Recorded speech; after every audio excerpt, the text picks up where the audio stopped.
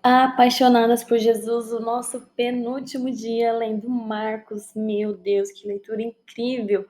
Como é impressionante a gente ler a Bíblia várias e várias vezes, ainda assim a gente encontrar vários tesouros escondidos na palavra de Deus. Por isso que eu e você estamos aqui mergulhadas na palavra, aqui em Marcos, estudando um pouquinho sobre o nosso mestre. Eu vou pedir então para você curtir esse vídeo, compartilhar com outras pessoas. Lembra que nós somos discípulos, lembra que nós somos testemunhas do Cristo ressuscitado. Então chame alguém, deixa Deus te usar para que esse vídeo chegue a outra pessoa, para que você, se não for pelo vídeo, mas que você compartilhe a palavra, que você pegue alguém que precisa, sabe? Pega na mão dela, assim como eu tenho feito com você, que você vai ver o que Deus vai fazer na sua vida. Bom, vamos falar um pouquinho aqui de Marcos, capítulo 15, tá bom? Não esquece de ficar até o final, porque eu vou dar a senha para vocês, gente. Deus tem sido tão maravilhoso, porque essa coisa da senha, né, que surgiu do nada. Aliás, tudo que Deus faz é proposital, né? Mas Deus me inspirou a fazer esse negócio, não como uma brincadeira, mas uma forma de incentivo para vocês sobre as senhas. E não sei se para vocês tem sido assim, mas para mim tem sido verdadeiras orações. Frases que não são colocadas aqui ao acaso, né? Mas verdadeiras bases de oração embasados na Bíblia. Então fica até o final, porque não é uma simples frase, é aquilo que você vai levar para sua vida, para o seu dia. Então, vamos lá, gente. Eu quero trazer aqui para vocês um rápido contexto do que está falando esse capítulo. A gente encontra aqui Jesus, então, sendo levado ao julgamento perante Pilatos, tá? Pilatos era o governador romano ali da Judéia. E esse momento aqui ocorre quando, gente? Vamos ver, situar onde a gente está. Logo depois da traição de Judas. Vocês lembram? Eu coloquei aqui sobre Pedro, né? Pedro negou Jesus também, e Judas também traiu Jesus. E o julgamento, Jesus foi levado a um julgamento conduzido lá pelo Sinédrio, vocês lembram disso, né? E aí, a prisão de Jesus é aqui que vamos falar sobre a prisão de Jesus. E olha só que coisa que aconteceu durante a festa de Páscoa. Um tempo muito sagrado para os judeus. Que coisa, né? Que contrassenso.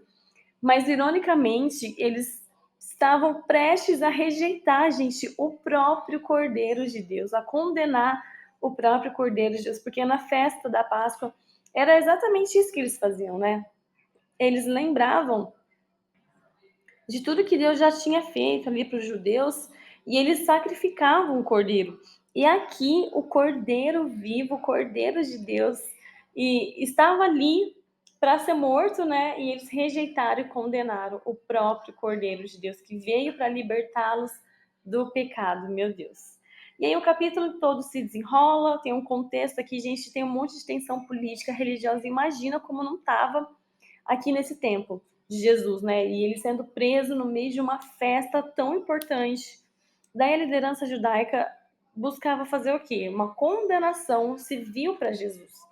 Porque somente o governo romano poderia trazer essa pena de morte para Jesus. Eles não podiam fazer nada. Então eles se aproveitaram ali do momento e falaram assim: ó, vamos jogar bomba para Pilatos, porque ele vai resolver. E aí Pilatos, por outro lado, ele se vê então pressionado justamente pelos sacerdotes. Aliás, por uma multidão que foi influenciada negativamente pelos sacerdotes, mas ele luta para entender o que Jesus estava fazendo ali, o que Jesus tinha feito de tão grave. Né? O próprio Pilatos fala: Você é o rei dos judeus? O que. Daí Jesus fala assim: Você é o diz. Né? E depois, quando ele fala, dá duas opções: vocês querem que eu condene, que eu retire ele, Cristo ou Barrabás? O que vocês preferem? Daí a multidão começou a gritar: Barrabás, e quanto mais eles falavam, mais a multidão gritava. E aí Pilatos falou: Por quê? O que você me fez de tão errado? Então ele queria tentar entender o que Jesus tinha feito, o que Jesus era ali. E essa tentativa de apaziguar a situação leva à escolha, né, que a gente já sabe, entre Cristo, Jesus Cristo e Barrabás. Barrabás, gente, um criminoso, ele era muito conhecido como um criminoso. E aí o povo escolhe justamente libertar o culpado e crucificar o inocente. A gente vai falar um pouquinho mais sobre tudo isso. Então, essa introdução, esse contexto, é só para vocês entenderem o que está acontecendo e que essa passagem, gente, é a nossa prova de vida, a nossa prova, é o nosso testemunho. Não é só um relato histórico, gente, mas é uma reflexão de como as pessoas estavam e estão hoje, espiritualmente falando. A condição espiritual humana. O julgamento de Jesus, gente, só revela o nosso coração, que muitas vezes, levando a injustiça à frente, às vezes a gente tem um coração cego pela religiosidade, meu Deus, assim como estavam os sacerdotes, os mestres da lei, e às vezes influenciados demais pela política, e tudo ocorre uma manipulação da massa, sabe? A força de um rei que em silêncio ele vai aceitar o seu destino para cumprir o plano de salvação, de redenção, e graças a essa entrega de Jesus Cristo estamos aqui hoje. Então é bem isso que a gente vai falar. Olha, não é fácil a gente ler esses capítulos finais sem se emocionar. Se emocionar sim, né, gente? Sem a gente entender o real sacrifício de Jesus por nós.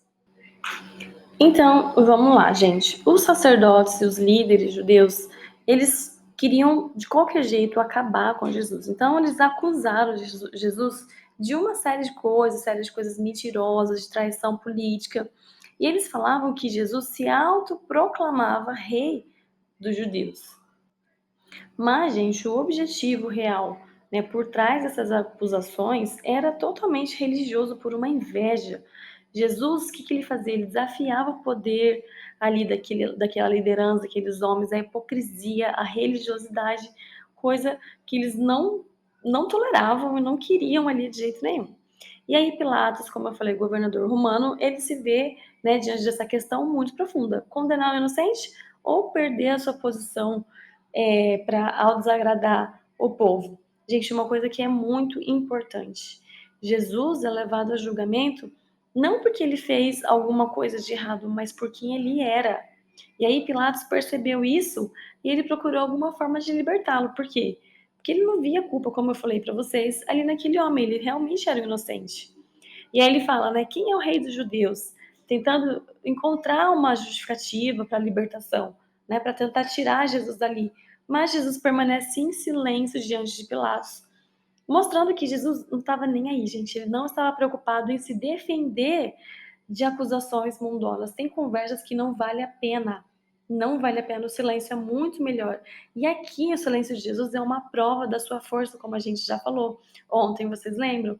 Jesus sabia quem ele era e qual era o propósito da sua missão. Então, gente, muitas vezes a gente se envolve em discussões que vão ser infrutíferas. E a gente tenta se defender de acusações que não merecem resposta nossa.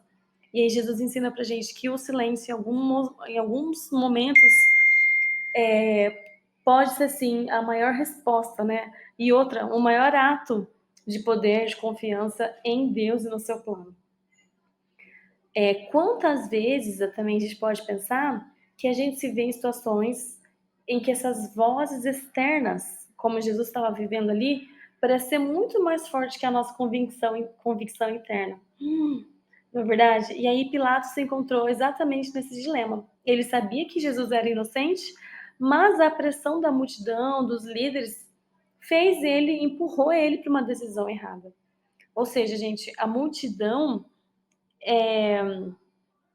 nem sempre traz resposta, gente. E a multidão começou a gritar ali. A gritaria não é sinal de resposta. E a força da nossa fé, ela vem como? Em a gente não se deixar, a gente não ser levados por essas pressões, pela essa gritaria, sabe? Coisas externas que fogem da verdade. Então a gritaria do povo pedindo a libertação de Barrabás, um criminoso, e em troca, né, da crucificação de Jesus, reflete muito isso.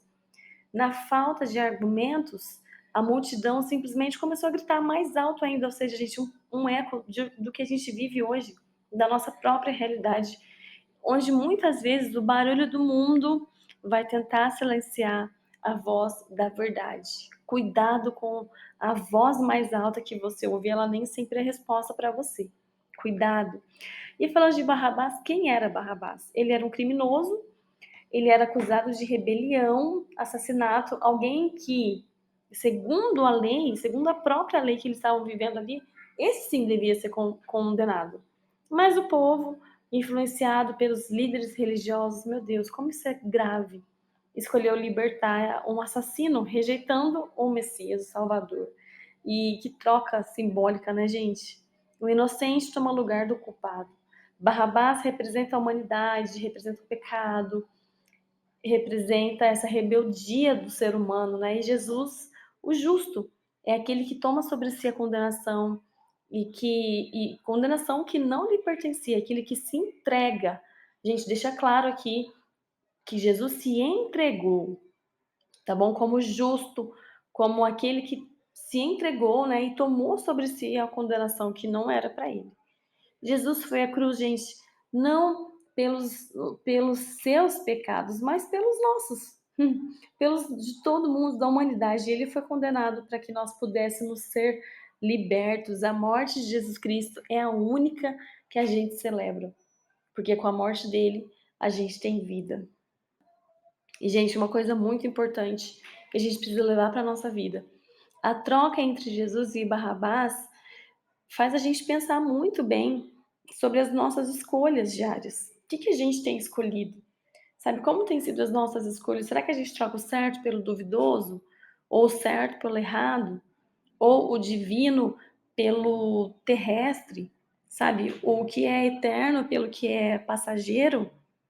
Assim como o povo ali daquela época, às vezes a gente prefere Barrabás em nossas vidas, as escolhas fáceis, o caminho mais fácil, escolhas erradas, que afastam cada vez mais a gente de Deus, enquanto a gente rejeita o sacrifício de Jesus, né? Que requer renúncia, que o caminho é estreito.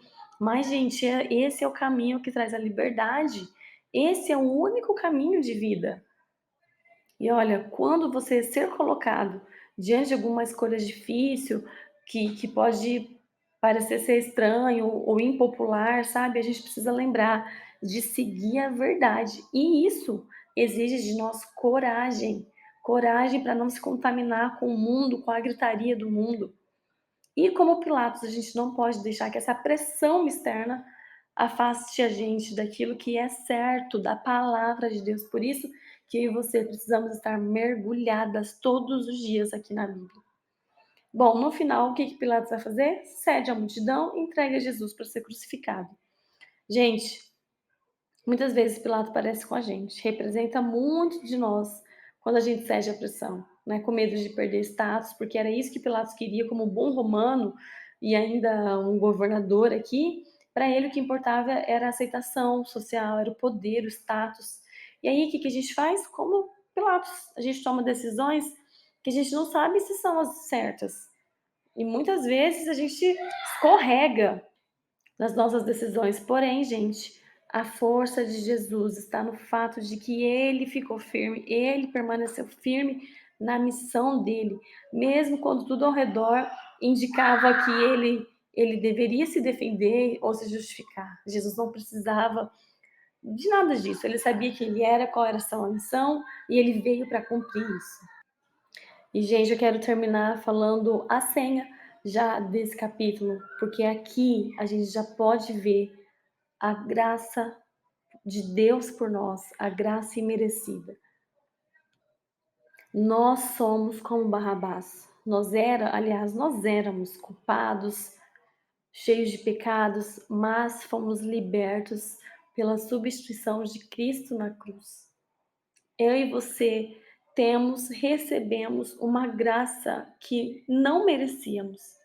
Como eu disse, gente, esse capítulo, a gente lê ele sem a gente sentir essa graça imerecida, sem a gente poder sentir esse favor de Deus, sem a gente olhar para os nossos pecados e falar, Senhor, muito obrigada. Essa graça que o Senhor depositou em mim, que eu não merecia. Se você continuar só falta mais um dia, né, pra gente terminar. E você não conseguir derramar, gente, uma lágrima, Reavalie a sua vida. Talvez você esteja vivendo de religiosidade e não é isso que Deus nos chama.